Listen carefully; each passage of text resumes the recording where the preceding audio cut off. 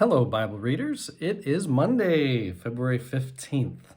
We're reading from Ecclesiastes 7 through 12 and 1 Corinthians we're starting today, verses 1 through 31.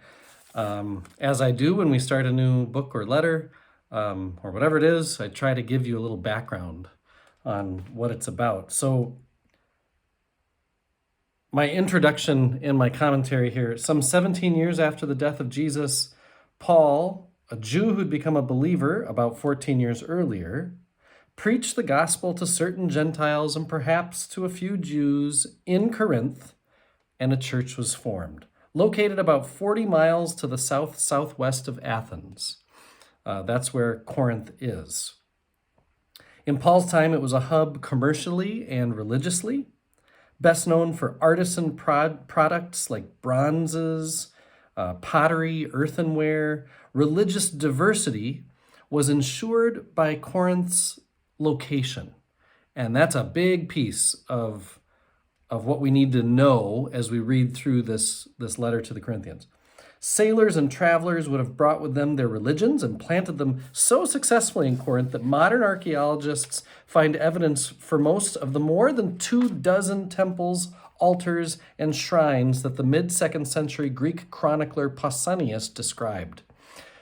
Greek and Egyptian religious shrines coexisted with the Roman imperial cult. It speaks to how tolerant the Roman Empire is to local religious expressions, as long as they also included the Roman imperial cult. Okay, politically, this is also important to what Paul's speaking into. Corinth enjoyed colony status, the greatest civic honor that could be accorded cities in the empire. So they were, a chief city among the empire. Colony status assured a special relation with the Roman Empire in which Roman laws were operative. Latin was the official government language, even though the populace spoke Greek. And so Paul's letter to the Corinthians is in Greek. And then we get into the personality, of course. So that's the politics and the kind of the place in the world that it held religiously, but culturally, Corinth was said to have a generally superficial cultural life. It became known as Sin City. Its reputation for wealth without culture and for the abuse of the poor by the wealthy was so well known that writers way back then wrote about it and almost like made stories and novels with that assumption. You know how Corinth is. One guy, Alciphron, characterized Corinthians as persons without grace or charm and not the least convivial. Paul's letter will give evidence that the Corinthian reputation, both as a city and as a church, is well deserved. So that's the context we're talking about with Corinth. It's a sin city. It's somewhat cosmopolitan in that people are traveling through on their way to somewhere else often and stop and live and settle there often as well. Roman, but also lots of other stuff. So there's just a lot of melting potness happening there. Paul probably arrived in Corinth for the first time in 50. So that's the time frame.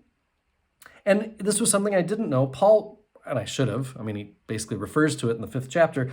I forgot maybe. Paul wrote the Corinthians a letter that we do not possess, but we learn about in chapter 5.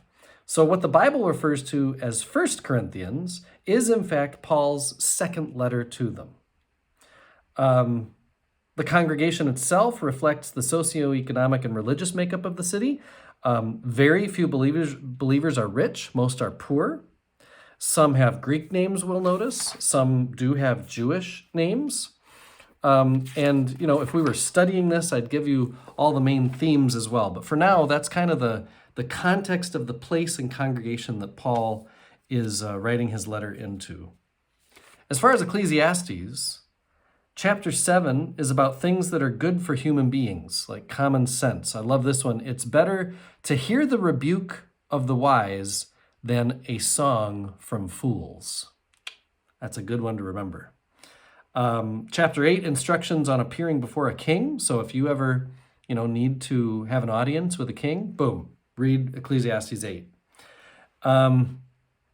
Retribution is stupid, is one of the things in chapter 8 of Ecclesiastes. Chapter 9, time and chance catch up to all of us. Yeah. And chapter 10 and 11 and beyond, the certainty of cause and effect. I like that there is a certainty that when one thing happens, another will. Of course, that's not always true. And that's why, yesterday when I talked about Ecclesiastes, it is an incomplete wisdom, but there is wisdom nonetheless. And then there's our conclusion. I hope you've appreciated Ecclesiastes. We're getting started into 1 Corinthians. It'll be good. God is with us, all of us, at all times and in all places.